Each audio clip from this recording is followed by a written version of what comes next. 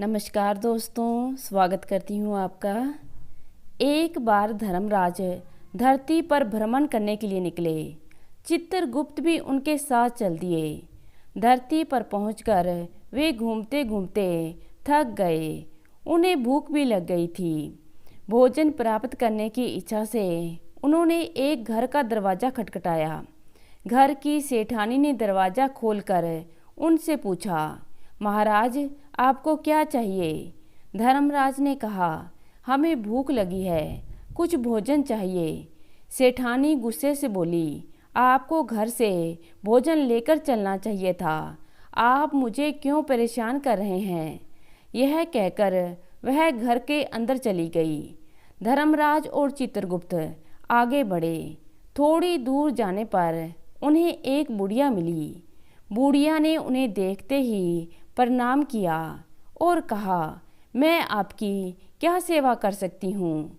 धर्मराज ने कहा, हमें भूख लगी है, क्या भोजन मिलेगा?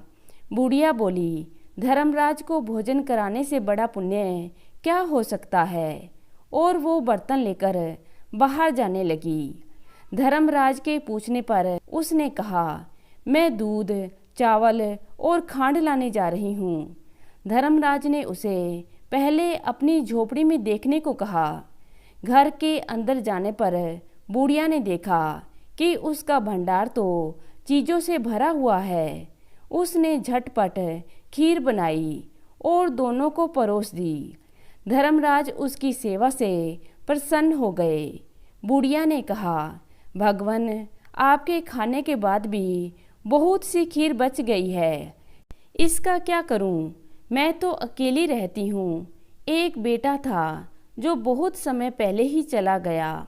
धर्मराज ने उसे आंखें बंद करने को कहा। जब धर्मराज ने उसे आंखें खोलने को कहा तो उसका परिवार उसकी आंखों के सामने खड़ा था।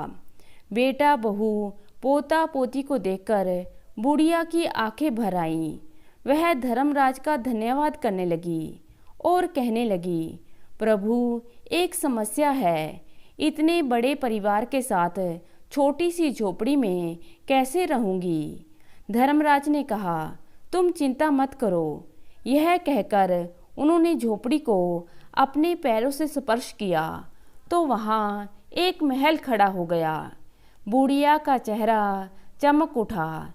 उसने निश्चय किया कि वो खीर प्रसाद के रूप में सबको बांटेगी। बांटते बांटते वो उसी सेठानी के घर जा पहुंची जहां धर्मराज पहले गए थे। सेठानी ने बाहर आकर बुढ़िया के हाथ में खीर देखी तो हैरान हो गई। वो बोली, तुम्हारे पास यह खीर कहाँ से आई? तेरे पास खाने को भी रोटी नहीं है तो आज खीर कैसे पका ली? बुढ़िया ने कहा, मेरी कुटिया में धर्मराज और चित्रगुप्त आए थे। उनकी कृपा से मेरे पास आज सब कुछ है।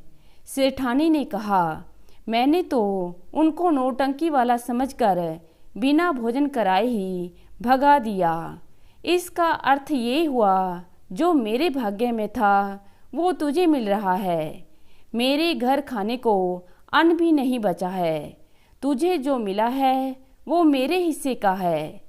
मैं उनके पास जाती हूँ और उनसे क्षमा मांग लेती हूँ। यह कहकर सेठानी धर्मराज और चित्रगुप्त को खोजने लगी। जब वो मिले तो वो उनके चरणों में गिर गई और कहने लगी, भगवान, मुझे क्षमा कर दीजिए। मैंने आपको नहीं पहचाना, वरना बिना भोजन कराए मैं नहीं भेजती। मुझसे गलती हो गई, लेकिन आपने मेरे भाग्य का बुढ़िया को दे दिया। मेरे घर में तो कुछ भी नहीं बचा। धर्मराज ने कहा, मैंने किसी के भाग्य का फल दूसरे को नहीं दिया।